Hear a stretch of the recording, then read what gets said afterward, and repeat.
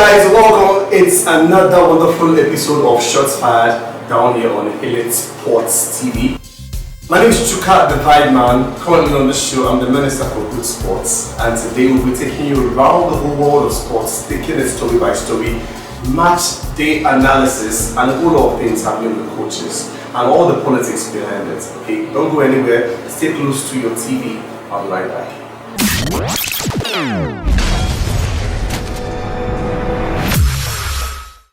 Yes, we're back like we never left. Like I said, this is Shots Fired on Hilitzsports TV, where we talk about things happening in the sporting world, taking it analysis by analysis. My name is Chuka, and for today I've got a guest, a seasoned sports presenter and a pundit as well, Michael Osazi. Welcome.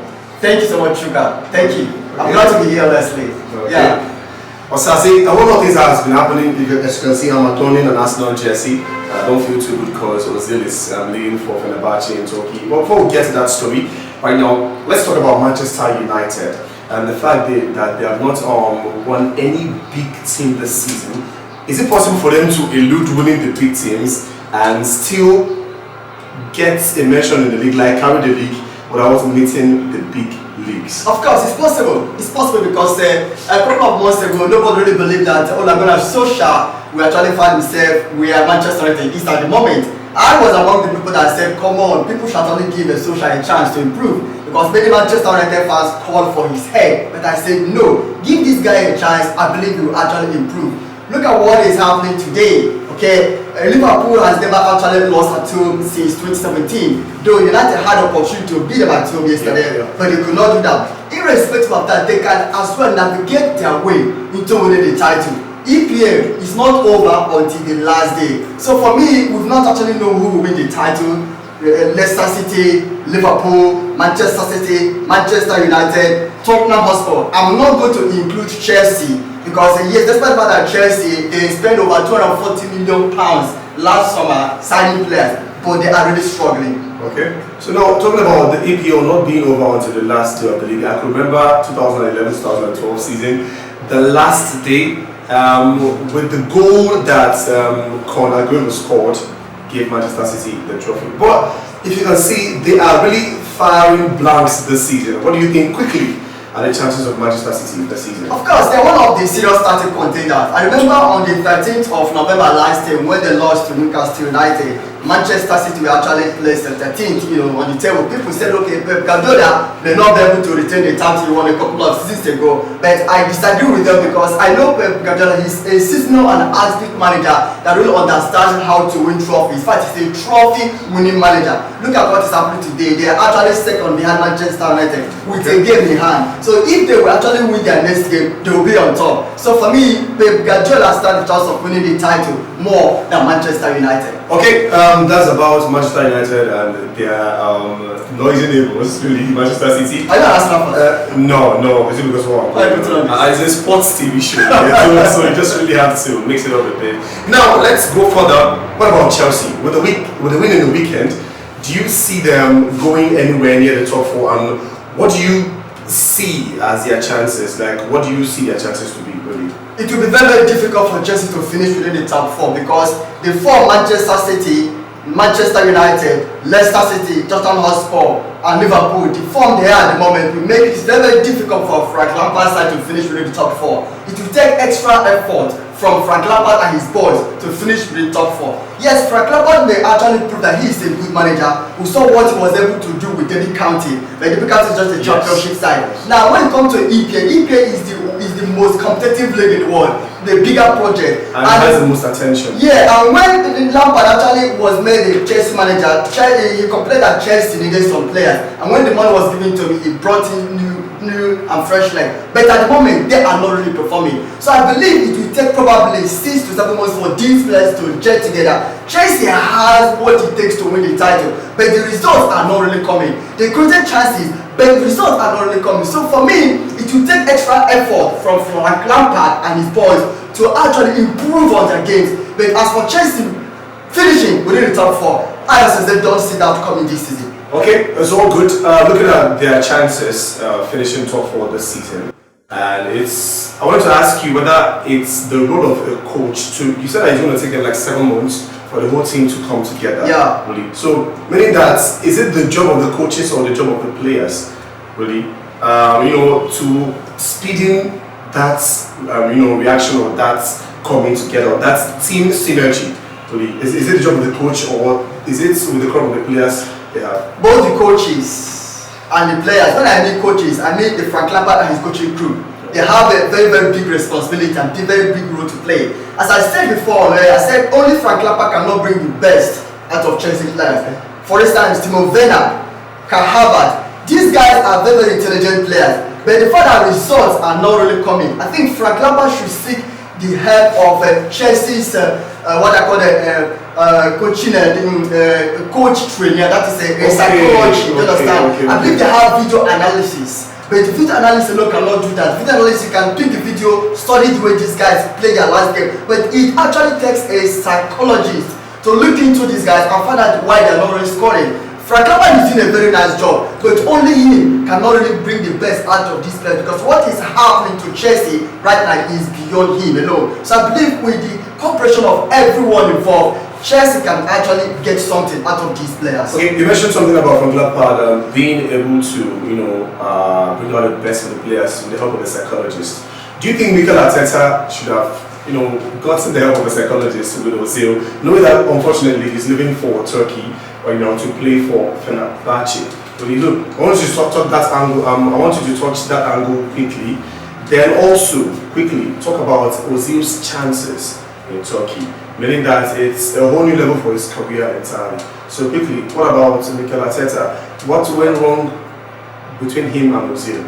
The point is that the problem going on in Arsenal between Mikel Arteta and Mesut Ozil is beyond Mikel Arteta. Because the problem with Ozil started even before Mikel Arteta was actually appointed as Arsenal manager.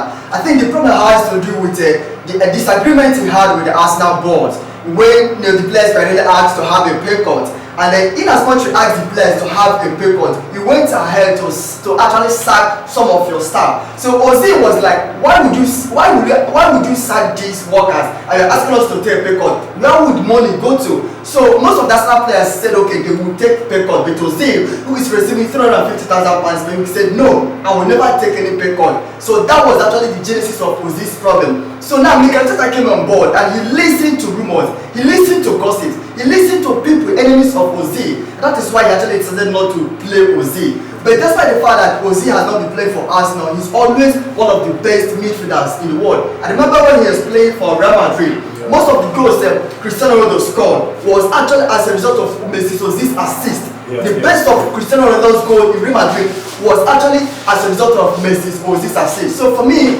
Ozil is signing for Fenerbahce is a good one for him, and I believe he will do well playing for that Turkish club. Well, okay, even though Ozil has always been a victim of coaches and misunderstanding him and the board of. Take a look at what happened with the German national team. He was instrumental to them winning the World Cup 2014, and now 2018 they came for his head. Not knowing that when the statistics were checked, he will perform well in 2018 or 2014. So now let's leave the English Premier League for a while. Let's now head over to La Liga. Now, Real Madrid. Someone defined Real Madrid as the Robin Hood of Spanish football. They take the points from the big teams and distribute to the smaller teams. Well, that person is Mr. Dixon, by the way. So now, and with Real Madrid and Barcelona not performing efficiently well, and Atletico keeping the certain level of consistency, do you think that they can be able to cruise their way to the La Liga title this season? Of course they can. Diego Simeone said can win the La Liga title this season. Why? Because Real Madrid, when you expect them to perform, they don't really go to perform. Zinedine Zidane is architect of his problem. Why? For me, if you look at the way this clause is being structured, Rafael Varane has not been playing so well in the absence of Sergio Ramos. Now they brought in Edi Militao from FC Porto. This guy has not really been playing because Zinedine Zidane don't love him. He don't like his face. Marcelo has been rotting on the bench.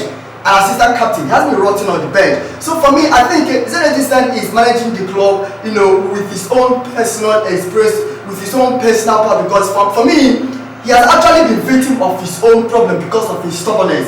So for Real Madrid, for all the Real Madrid fans, I'm sorry to disappoint you guys because Real Madrid may find it so difficult to win the title, but the way Atletico is going at the moment, we all know they actually brought in Dembele this January, and I believe with the help of Dembele, since the exit of Diego Costa, Atletico is actually firing all cylinders, and with the way they are going, the Koeman may finally land his first title since 2014. So for Atletico Madrid, they are actually a force to be reckoned with this season in La Liga. Okay, that's super nice, and also taking a look into Zidane's coaching history.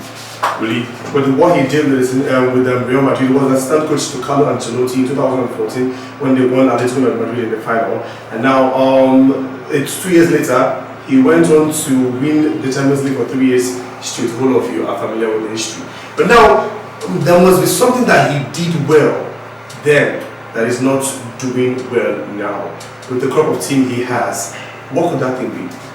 Well, very interesting, honestly, and I believe he really needs to find what gave him winning previous years. He really needs to go and redefine what he wants. He really needs to actually go back to the drawing board and ask himself questions. Why did I perform well in my previous years? What is really happening now? The whole thing is if he can listen to good advisors.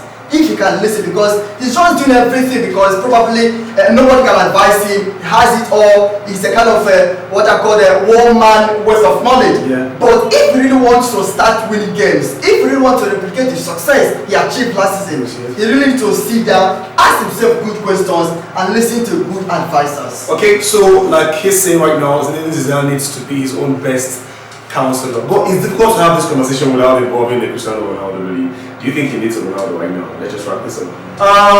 Yes. A match winner. Yes, he needs Cristiano Ronaldo at this point. Okay, guys, that's it for this week's edition of Shots Fired. My name is Chuka, Nigeria Chuka the Vibe Man, and you know how happens here. Shots fired, you get like pistols, grenades and all. Alright, so thank you guys so much. Please make sure to hit the subscribe button below. It's very, very important to get the best of updates, sports analysis, a whole lot, and our street box pop. Don't go anywhere. Wait, before you go, if you have any opinion about what we discussed here today, that's the comment section. Please comment and tag us. Alright, we'll be very happy to hear from you. Thank you guys so much. Next week.